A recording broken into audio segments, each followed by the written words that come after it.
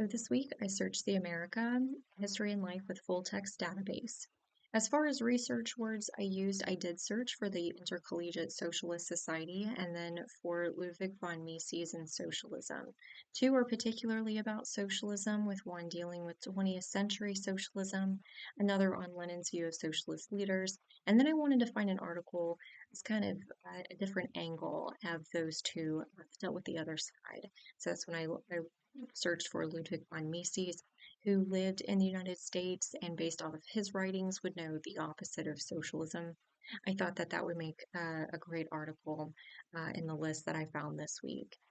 Richard Ebeling and Alexandros Stromas wrote Liberalism and Collectivism in the 20th Century. And there are a handful of references made throughout the article, but it is not extensive. The article focuses more on economic differences throughout the 20th century in countries like Germany, Great Britain, and America, and how collectivism and socialism influenced America and other Western countries into the present. The authors make the case that Westerners think they are not collectivists and that they live in a free market economy, but that they are free only to do X when they've done Y. So it's really a conditional market, a conditional kind of economy that we live in. It's not free market, making that case. They go on to muse how the future is going to go when collectivist planning has never worked in the past and will not work in the future. So, ending with a quote by Mises from his book Socialism, they place hope in the next generation as they will have better forethought based on what they've seen in the past and past experiences. So while it wasn't deeply researched based on the bibliography that was listed, the authors present important information from socialist countries in the Western world using economics as a base. They do spend time focusing on the present.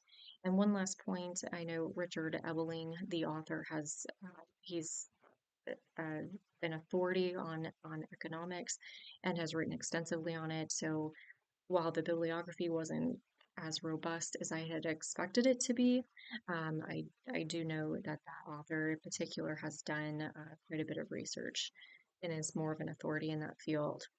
The next article was Lenin on American Socialism by Harvey Clear.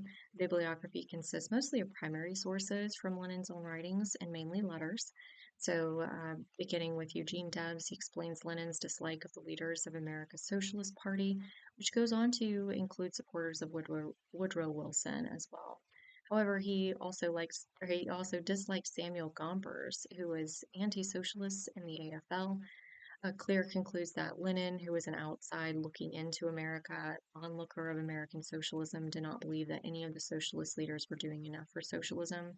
So it was an interesting article because it took a very different view than many of the articles I found on socialism in the early 20th century.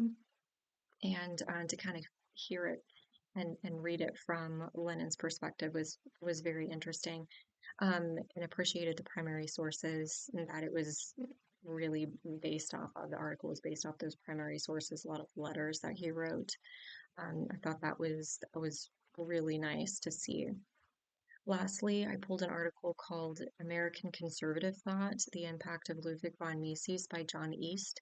East cites works by Mises along with other articles and books by economists who have written about Mises. The author begins with who Mises was, his general beliefs, and some of his better known work. So, kind of meant more for an audience who might not be as familiar with Mises as maybe others. Mises was a self proclaimed liberal, not by today's standards, what we might call a liberal, what he would say is a 19th century liberal. He believed in man as an individual. The individuals were all equal before the law. To understand this in the context of my research, Mises' beliefs are the antithesis of socialist belief. He writes during a time of rising communistic and socialistic attitudes that become increasingly violent. So the author does make other points from Mises that influenced American conservative thought, including capitalism, value of private property, individualism, detrimental effects of positivism, and so on.